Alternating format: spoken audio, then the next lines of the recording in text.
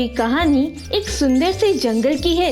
इस जंगल में बहुत सारे रंगीन और हसीन पक्षियों ने अपना अपना घर बनाकर रखा था। उसी बगीचे में एक चिड़िया जिसका नाम टूनी था। टूनी अपने दो नन्हे नन्हे बच्चे मीनू और शूनी के साथ एक टूटे फूटे छोटे से घोंसले में रहती थी। एक दिन सवेरे सभी पक्षी एक ही दिशा में बड़ी तेजी से होते हुए जा रहे थे।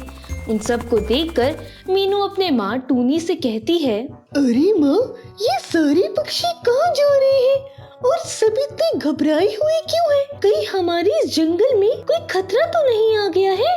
हाँ पुत्र, मैं भी वही सोच रही हूँ। आखिर क्या हुआ जो सब पक्षी इतने भाग दौड़ कर रहे हैं? मुझे लगता है कोई गंभीर समस्या आन पड़ी है, तभी सब पक्षी इतने घबराए हुए हैं। तभी टूनी चिड़िया एक कौवे कालू को आवाज लगाती है और कौवा टूनी चिड़िया के पास आता है। अरे कालू भैया, क्या हुआ? सब लोग इतने भाग दौड़ क्यों कर रहे हैं? क्या हुआ? कुछ समस्या आन पड़ी है क्या? अरे टोनी बहन, आपको नहीं पता, सर्दी आने वाली है और सभी पक्षी कह रहे हैं कि इस बार सर्दी का बहुत खतरनाक कर रहेगा।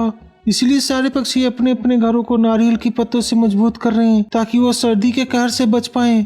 अरे, मैं तो ये भूल ही गई कि कुछ ही दिनों में सर्दी आने वाली है और मेरा ये घोंसला भी बहुत टूटा फूटा सा है। इस सर्दी में मैं अपना और अपने बच्चों का ख्याल कैसे रख पाऊंगी? मुझे भी अपने घर के लिए नारियल के पत्ते लाने होंगे। अरे टोनी बहन, इस पूरे जंगल में सिर्फ एक ही नारियल का पेड़ है और सारे पक्षी उस नारियल के पेड़ से पत्ते तोड़ रहे हैं। इससे पहले उस पेड़ के सारे पत्ते खत्म हो जाए, तुम तुरंत जाकर अपने घर के लिए नारियल के पत्ते तोड़ लाओ। हाँ कालू भैया, आप सही कह रही हो। मैं अभी वहाँ जाकर अपने घर के लिए पत्ते तोड़ लाती हूँ। अरे टोनी बहन, यहाँ से कहीं कोसों दूर तक कोई नारियल का पेड़ नहीं है और सर्दियों में सिर्फ नारियल के पत्तों से हम अपने आप को सुरक्षित रह सकते हैं। आप तुरंत वहाँ पे जाइए और अपने घर के लिए उस नारियल के पेड़ से पत्ते ले आइए। टूनी चिड़िया फौरन उड़ते हुए उस नारियल के पेड़ के पास जाती है, पर उस नारियल के पेड़ पर पहले से ही कई सारे पक्षी पत्ते तोड़ने में लगे हुए थे। अरे, मुझे भी अपने घर के लिए इस पेड़ से पत्ते तोड़ने दो। हम यहाँ बहुत समय से लाइन लगाकर खड़े हैं और तुम अभी आकर पत्ते भी तोड़ने लग रही हो। भागो यहाँ से। पहले हम सब इस पेड़ से पत्ते तोड़ेंगे, जब हमारा तोड़ना हो जाएगा तब तुम तोड़ लेना, समझी? टूनी चिड़िया बहुत कोशिश करती है, पर वहाँ जितने भी पक्षी मौजूद थे वो टूनी चिड़िया को पत्ते नहीं तोड़ने देते और टूनी चिड़िया को वहाँ से भगा देते हैं। टूनी चिड़िया उदास होते हुए अपने घर लौट आती है। माँ, क्या हुआ है? आप नारियल के पत्ते क्यों नहीं लाई साथ में? बेटा, उस नारियल के पेड़ पर पक्षियों की बहुत लंबी लाइन लगी है। सारे पक्षी कई दिनों से वहाँ पर पत्ते तोड़ने में लगे हैं। पता नहीं अपना नंबर वहाँ कब आएगा। माँ, अगर उस नारियल के पेड़ के सारे पत्ते खत्म हो गए और अगर हमें पत्ते ना मिले तो हम सर्दियों में क्या करेंगे? हम तो सर्दी के कहर से ही मर जाएंगे। नहीं बच्चों, तुम इस बात की चिंता ना करो। उस नारियल के पेड़ पर बहुत से पत्ते हैं।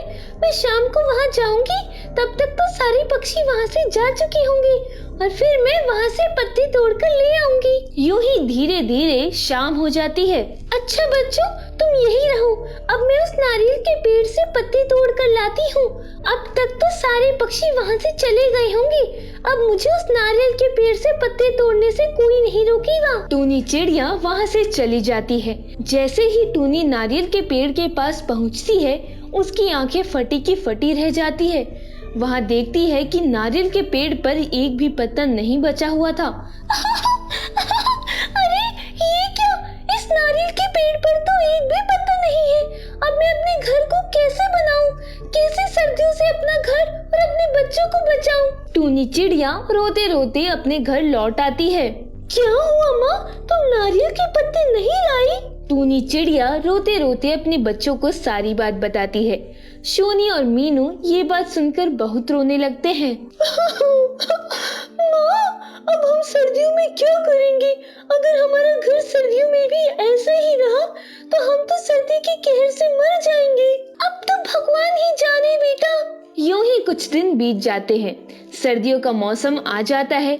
सारे पक्षियों ने अपना घर इतना मजबूत बना लिया था कि उन्हें सर्दी का एहसास ही नहीं हो पाता था और सर्दी ने अपना भयंकर रूप दिखाना चालू कर दिया था। चारों तरफ बर्फ ही बर्फ गिर रही थी। हाँ, मुझे भी बहुत सर्दी लग रही है। मैं भी इस टूटे घर में नहीं रह पाऊंगी।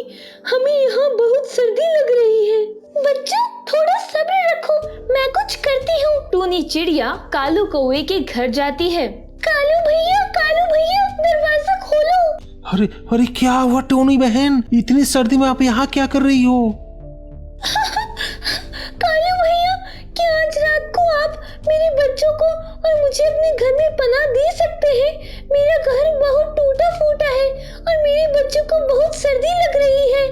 क्षमा करना बहन जी, मेरा घर पहले से ही छोटा है और मेरे घर में मेरे बच्चे हैं। मैं आपको अपने घर में पनाह नहीं दे सकता, क्षमा करना। टूनी चिड़िया वहाँ से दूसरे पक्षियों के घर जाती है, पर कोई टूनी चिड़िया को अपने घर में पनाह देने के लिए तैयार नहीं होता। टूनी चिड़िया रोते रोते अपने घर लौट आती है। अब मेरे बच्चों को मैं कैसे इस सर्दी से बचाऊं? ऐसे ही रहा तो मेरे बच्चे मर जाएंगे। थोड़े समय बाद टूनी चिड़िया के एक बच्चे शूनी की मृत्यु हो जाती है। ये देखकर टूनी चिड़िया बहुत रोने लगती है।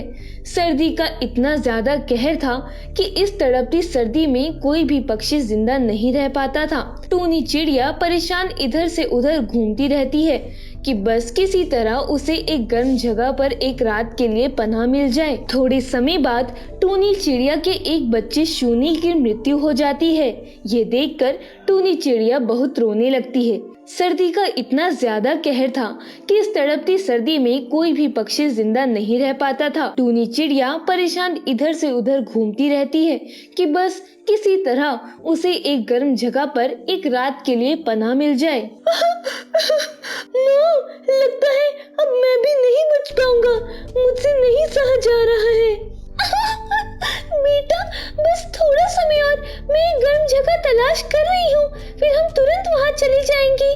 मीनू अपनी आखिरी सांसें ले रहा था और टूनी हर वक्त इधर उधर गर्म जगह तलाश कर रही थी, पर उसे कोई गर्म जगह नहीं मिलती। हे भगवान, मेरे बच्चे पर रहम करो। तभी वहाँ जमीन पर एक बड़ा सा सूखा हुआ नारियल का छिलका खोल मिलता है। ये देखकर टूनी चिड़िया के मुंह पर मुस्कान आ जाती है और वो कहने लगती है, अरे, इस नारियल में मैं अपने बच्चे को लेकर यहाँ रह सकती हूँ। सबसे ज्यादा सुरक्षित जगह तो यही है।